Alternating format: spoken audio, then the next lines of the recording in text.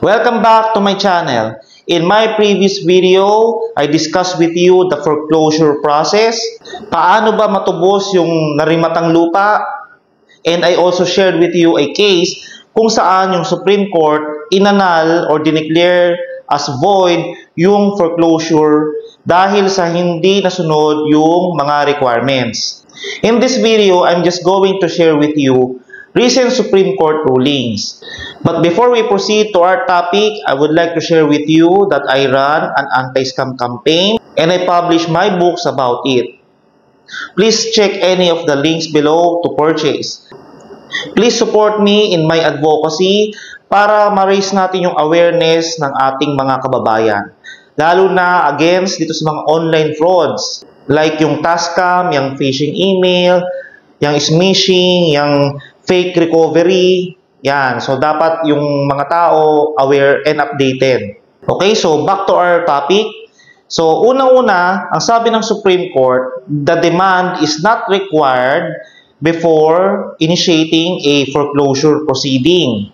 So, we will discuss the case of Goldland Tower Condominium Corporation versus Edward Lim and CSU Ping.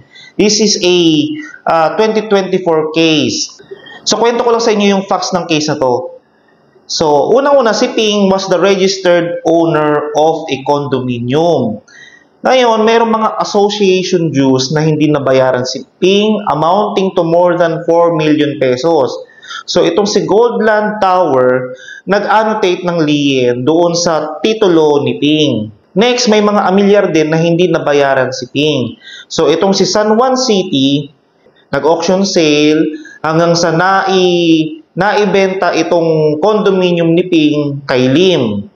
Meron tayong video about this, itong foreclosure proceedings, itong auction sale initiated by local government. Just check it. So ngayon, di ba yung title, magmula kay Ping na ipangalan na kay Lim. Balik tayo kay Goldland. Si Goldland nag-initiate ng foreclosure proceedings para masingil yung association dues na more than 4 million pesos. Pero pagka hindi masingil yung 4 million, ang prayer ni Goldland is marimata o ma-foreclose ulit itong condominium. Ang isa sa mga issues na ni-raise ni Lim dito is wala namang extrajudicial demand itong si Goldland Tower.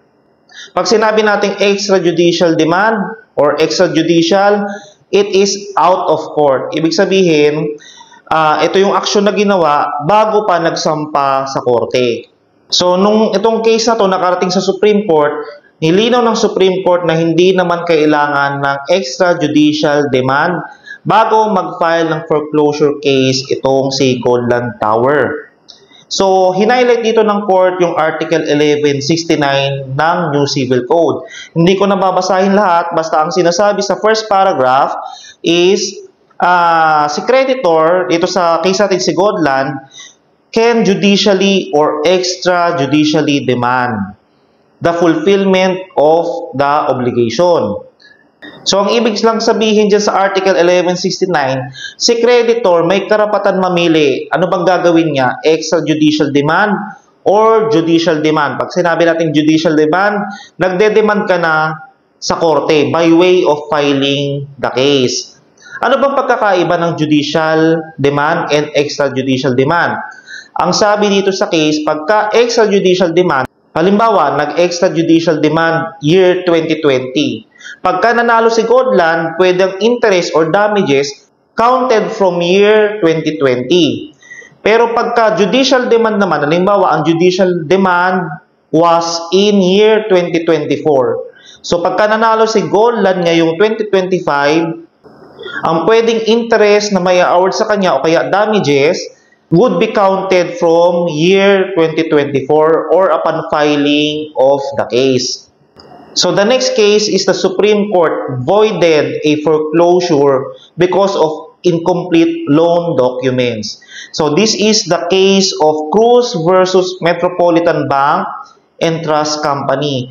Another 2024 case. So ang facts niyan, yung mga borrowers may utang kay Metrobank at ang ginamit na collateral ay yung property in Pasig City.